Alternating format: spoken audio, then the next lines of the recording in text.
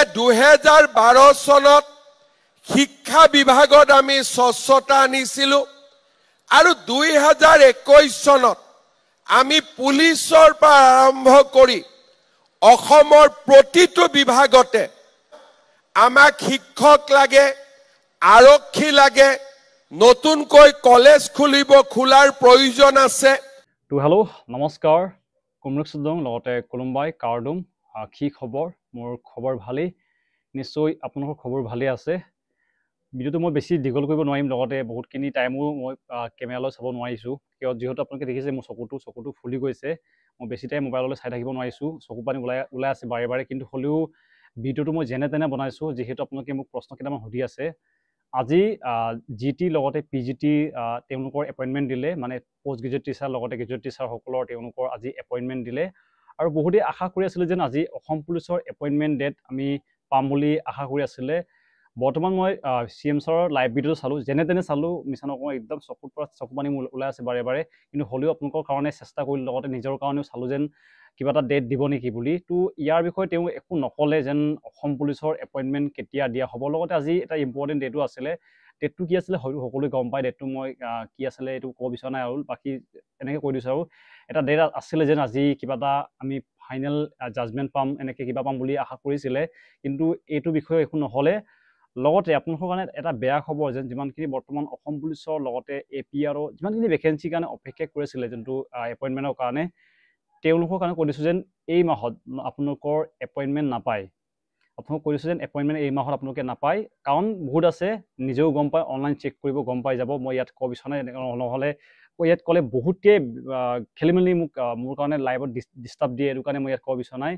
এটাই কৈছোঁ যেন মই নিজে এটা কেণ্ডিডেট হয়, মোৰ এপইণ্টমেণ্ট আহিবগৈ। তাৰপিছতো মই কৈছোঁ যেন আপোনালোকে এই মাহত মানে নৱেম্বৰ মাহত আপোনালোকে এপইণ্টমেণ্ট নাপায় অসম পুলিচৰ। লগতে হয়তো ডিচেম্বৰ মাহৰ প্ৰথম সপ্তাহতো আপোনালোকে এপইণ্টমেণ্ট হয়তো নাপাব চাগে। আটাইতকৈ হয়তো অসম পুলিচৰ এপইণ্টমেণ্টটো দেৰি হ'ব পাৰে, যিহেতু প্ৰায়খিনি কাম সমাপ্ত হৈ গৈছে যোনটো বেলেগ ভেকেঞ্চিসকলৰ। কিন্তু আমাৰ অসম পুলিচৰ এটা খেনা এটা লাগি আছে। খেনাটো কি হয় বহুতে জানে, সেইটো কাৰণে কৈছোঁ যেন বৰ্তমান অসম পুলিচৰ এপইণ্টমেণ্ট এই মাহতো আপোনালোকে আশা নকৰিব। বহুত মই মনত দুখ লাগি কৈছোঁ, নিজেও মোৰ এপইণ্টমেণ্ট মোৰ নিজৰে আহিবগৈ। তাৰপিছতো কৈছোঁ বৰ্তমান এই মাহত এপইণ্টমেণ্ট নাহিবগৈ। লগতে আজি CM ছাৰে কি কৈছিলে এইবিলাক লগাই দিম। তেখেতে অসম পুলিচৰ বিষয়টো এনেকৈ বিশেষ নক'লে, বাকী যিমানখিনি আছিলে এইবিলাক লগাই দিছোঁ। আৰু তো সকলোকে এটাই ক'ম যেন অলপ অপেক্ষা কৰক, ইমানখিনি অপেক্ষা কৰিলে আৰু গম পাইছোঁ আপোনালোকৰ মনত কেনেকুৱা লাগিছে, মই নিজে অনুভৱ কৰিব পাৰিছোঁ। মোৰ নিজৰে কেনেকুৱা অৱস্থা হৈছে নিজে জানো। পৰীক্ষাৰ কাৰণে অপেক্ষা কৰিবলগীয়া হয়, ফিজিকেল টেষ্টৰ কাৰণে অপেক্ষা কৰিবলগীয়া হয়, ৰিজাল্টৰ কাৰণে অপেক্ষা কৰিবলগীয়া হয়। বৰ্তমান এপইণ্টমেণ্টৰ কাৰণেও আকৌ 60-70 দিন অপেক্ষা কৰিব লাগিব। বৰ্তমান প্ৰায় 40 দিন হ'বগৈ ৰিজাল্ট দিয়া, তেতিয়ালৈকে এপইণ্টমেণ্ট ডেটো আমি নাপাওঁ। আটাইতকৈ বৰ্তমান সুবিধা হৈছে চাগে, যেতিয়াই আমি ঘৰৰ পৰা ওলাই যাওঁ নাই, তেতিয়া বহুতে সুধে যেন এপইণ্টমেণ্ট কেতিয়া দিব, তো ট্ৰেইনিং কেতিয়া আৰম্ভ হ'ব, এইটো বহুতো সুধিছে চাগে। তো এনেকুৱা আৰু কি কৰিব, আৰু আমাৰ অসমত এনেকুৱাই হয়। বৰ্তমানলৈকে এপইণ্টমেণ্ট ডেট গম পোৱা নাই, লগতে কোৱাও নাই। আৰু এটাই কৈ দিছোঁ যেন আপোনালোকে এই মাহত এপইণ্টমেণ্ট নাপায়, আপোনালোকক সেইটোৱে কৈ দিছোঁ। বাকী ইমানখিনি আছিলে, তো ধন্যবাদ। মোৰ দলৰ হৈ নিৰ্বাচনী প্ৰচাৰ চলাওঁতে মই কৈছিলোঁ যে আমি যদি চৰকাৰ কৰিব পাৰোঁ, আমি ৰাজ্যত 1 লাখ নতুনকৈ চৰকাৰী চাকৰি দিম।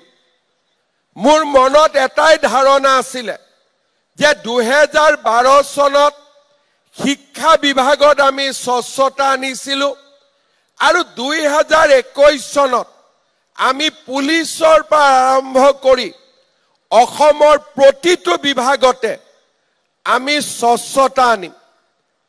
ইলেকশ্যনত আমি জিকিলোঁ, 1 লাখ নিযুক্তি হ'ব, বহুতে বিশ্বাসো কৰা নাছিল। আৰু প্ৰথম কেবিনেটতে সকলোৱে মোক কৈছিলে যে আমি 1 লাখ কেনেকৈ দিব পাৰিম। মই কৈছিলোঁ যে নহয়, আমাক শিক্ষক লাগে, আৰক্ষী লাগে, নতুনকৈ কলেজ খোলাৰ প্ৰয়োজন আছে, আৰু আমি 5 বছৰত 1 লাখ নিযুক্তি আমি দিম। বিধানসভাত প্ৰত্যেকবাৰে বিৰোধী পক্ষই মোক সহজ ভাষাত টানা মাৰা আৰম্ভ কৰিছিলে যে 1 লাখ নিযুক্তি কেতিয়া হ'ব। এতিয়া নকয়, কাৰণ এতিয়া 1 লাখ নিযুক্তি গৈ 1,26,000 হল আৰু আজি নতুনকৈ 8,000 যোগ দিব অসমত কোনেও ভবা নাছিল যে 1,26,000 নিযুক্তি হ'ব আজি 8,000 যোগ কৰি দিও 1,34,000 আজি দিনটোত আমি নিযুক্তি সম্পূৰ্ণ কৰিম আৰু এটাও হাইকোৰ্ট কেছ নাই কতো গোচৰ নাই কতো কোনো কেছ নাই কেতিয়াবা ইজনে সিজনৰ বিৰুদ্ধে কেছ কৰিছে সাবজেক্টৰ কেছ এনওআইএছৰ কেছ বা বিভিন্ন কেছ কিন্তু কতো এটাও অভিযোগ নাই যে নিযুক্তিত দুৰ্নীতি হৈছে নিযুক্তিত দুৰ্নীতি হৈছে বুলি কোৱাৰ কোনো অভিযোগ নাই